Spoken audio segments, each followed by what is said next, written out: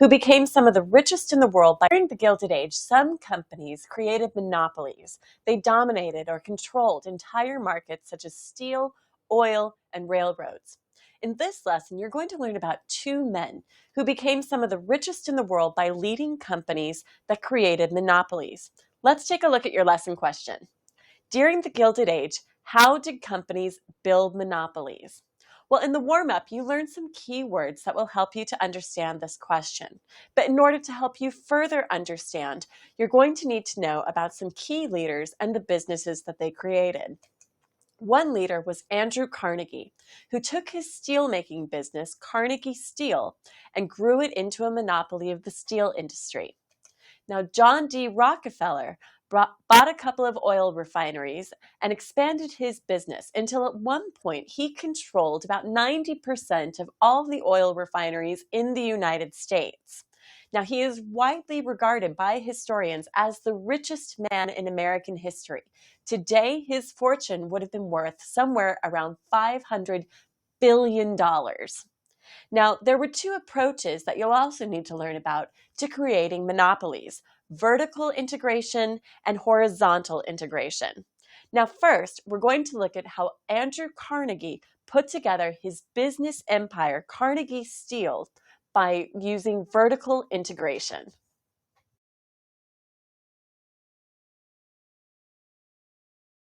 All right, so just who was Andrew Carnegie?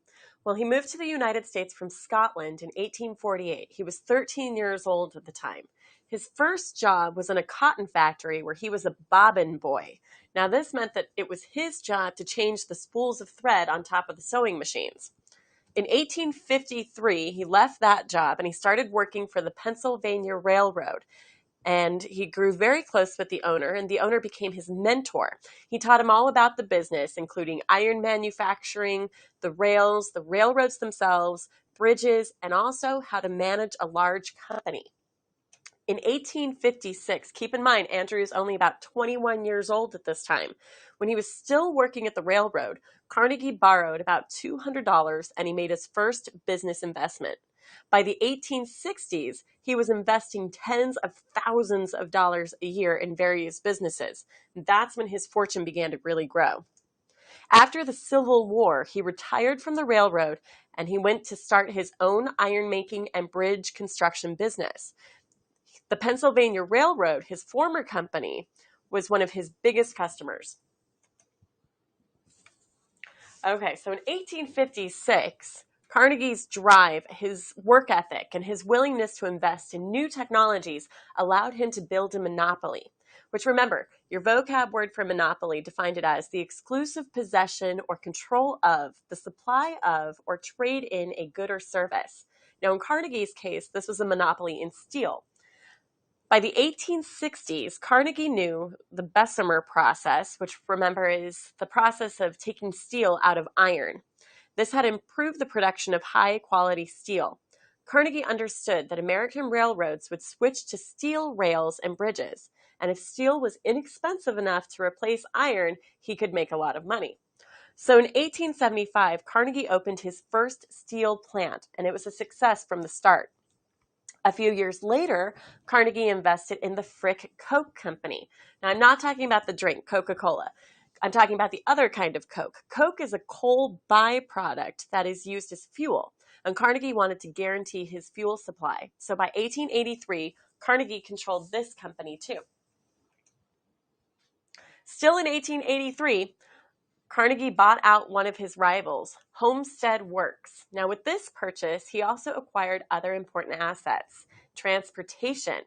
He got a fleet of ships, a rail line, and he got iron and coal fields. As a result, he began to provide his own raw materials and the transportation. Now, Allegheny Steel had also been in competition with Carnegie. So upon purchasing the company in 1889, Carnegie discovered that Allegheny's steel production was more efficient than his own. So he made all of his existing plants convert to Allegheny's process. By 1892, Carnegie owned a wide array of steel plants and suppliers. He merged them into one big company that he called Carnegie Steel. Now, that company monopolized or controlled most of the U.S. steel industry.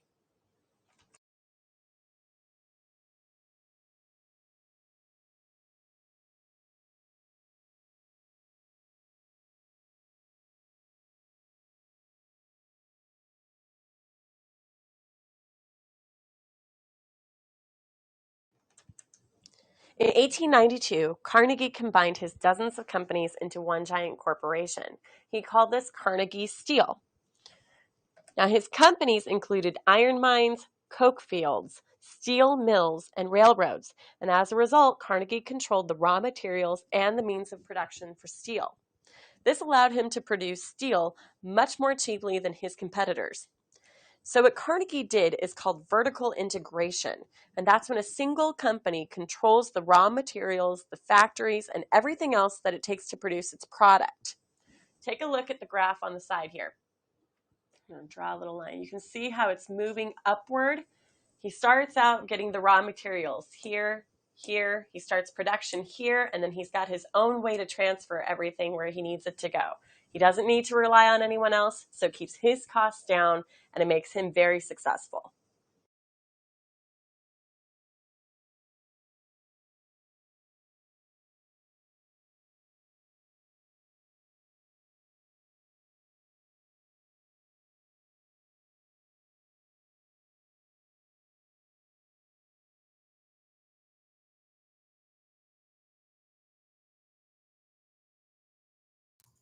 So, why was Andrew Carnegie so important to the steel industry? Well, let's review. He cut costs and to drive down the steel prices, forcing his competitors out of business because he controlled all the raw materials and all the production. He bought competitors who had created new innovations in the industry, essentially taking their good ideas and making them his own. By 1900, he controlled 25% of the nation's entire steel output. And then in 1901, he sold his company for back then what would have been $480 million. But if you convert that to today's amount of money, it would be somewhere around $250 billion.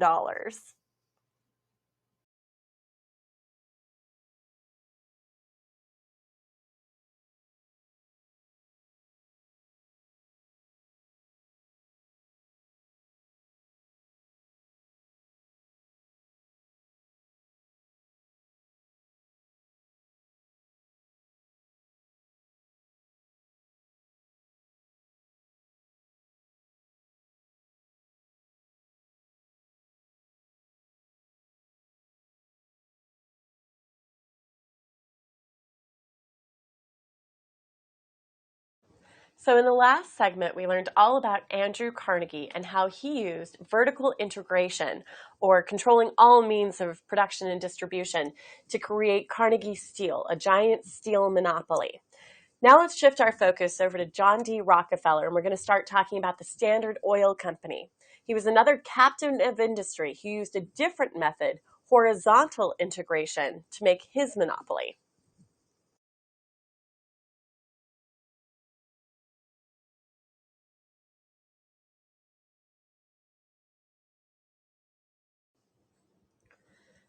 John D. Rockefeller grew up in small towns in New York.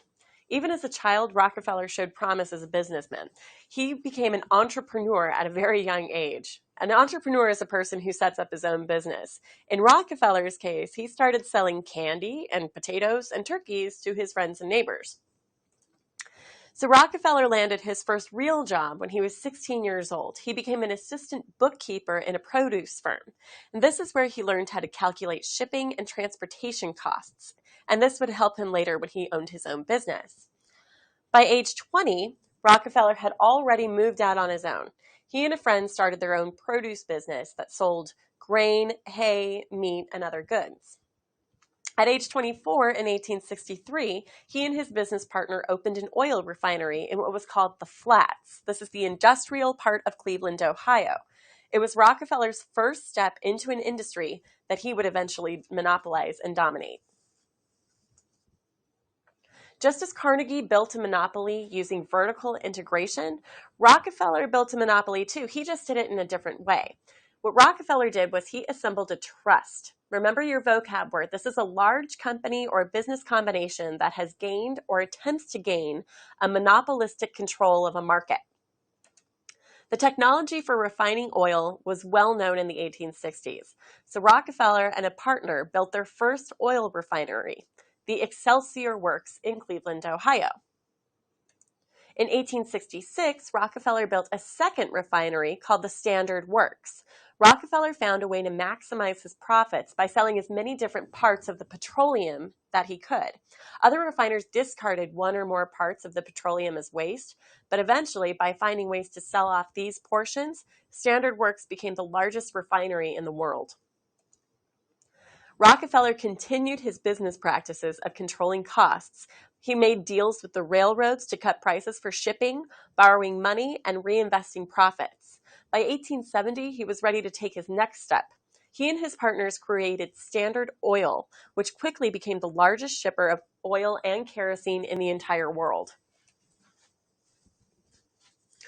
After the formation of Standard Oil in 1870, Rockefeller moved steadily towards his monopoly. In December of 1871 and early 1872, Rockefeller began buying up all the competitors in Cleveland.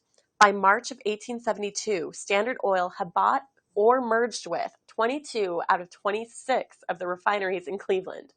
Later, Rockefeller's ruthless takeover of the Cleveland refineries was called the Cleveland Massacre. Now remember this one. I'm not talking about people running and rioting in the streets and looting and pillaging. This was a hostile takeover of businesses. Rockefeller and the Standard Oil Company were becoming an unstoppable force.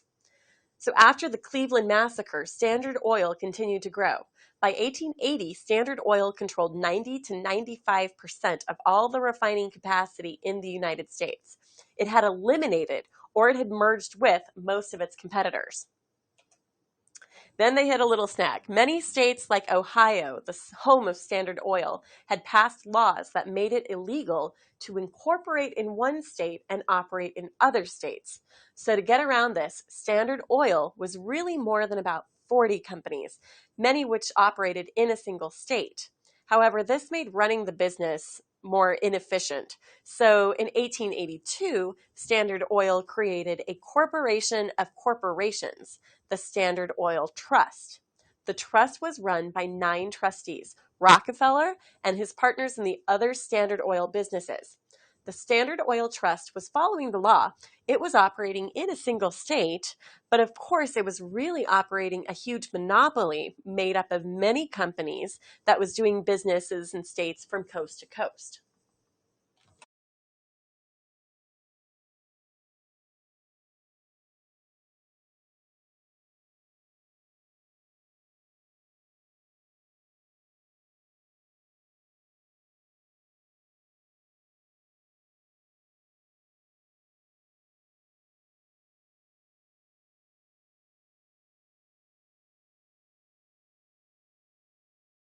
Okay, so remember that John D. Rockefeller and his business partners moved all of their smaller corporations under the control of one giant corporation that they called the Standard Oil Trust. Now, the Standard Oil Trust is a corporation of corporations. Now, the trust also included oil wells, oil pipelines, tank cars, and rail lines. In this way, they're using some of Andrew Carnegie's methodologies of vertical integration by controlling the production and the distribution. The Standard Oil Trust controlled about 90% of the United States oil refineries and most of the oil refineries throughout the rest of the world. I want to talk about horizontal integration for a moment. The control of all of the little refineries, controlling the entirety of the production, that's what makes this a horizontal integration system as opposed to just a vertical one like Andrew Carnegie's. Let's look at this for a second, and I'm going to use my little pen to help you out. So here I have all these little refineries, and if I bought them all up and I move them under the control of one giant entity that I'm calling the Standard Oil Company, then I've just created horizontal integration.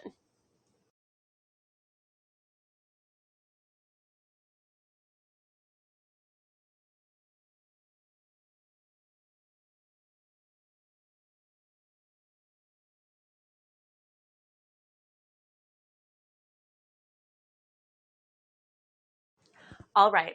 Well, now you've learned how Andrew Carnegie used his process of vertical integration to build his monopoly in steel. He bought all of the raw materials, he controlled the production, and he controlled the transportation. You've also learned about how John D. Rockefeller created his monopoly using horizontal integration. Now, controlling the entire production process is called horizontal integration. So, how did this happen? So, now we're going to look at the policy of laissez faire that was going on in our government at the time that allowed these monopolies to happen. Okay, I think it's important to point out here that Carnegie and Rockefeller were not the only people creating monopolies at this time. There were lots of monopolies out there, and Americans really didn't like them. You can see in this picture in front of you that this giant octopus is representing the Standard Oil Company. And if we look, he's got one tentacle wrapped around the Capitol, another one around Congress, and he's headed towards the White House down here. This is how Americans saw giant businesses. They were taking over the country. They didn't like monopolies because they believed that they led to reduced competition. These smaller companies would be bought up or they'd be run out of business. This resulted in higher prices for consumers. Because these monopolies dominated their industry, they knew that they could charge whatever they wanted for a product if you couldn't get it someplace else. And if a competitor did move into the area, they would drive down their prices, putting that company out of business, and then they would drive the prices back up again. This also presented a problem for workers. Because again, if you couldn't get a job anywhere else, then these monopolies could control the wages and the salaries for workers. We talked earlier about how workers prefer a competitive work environment because then they can work for whoever they want to, based on who's willing to pay them more. As a result, American citizens and American voters demanded that the government take action.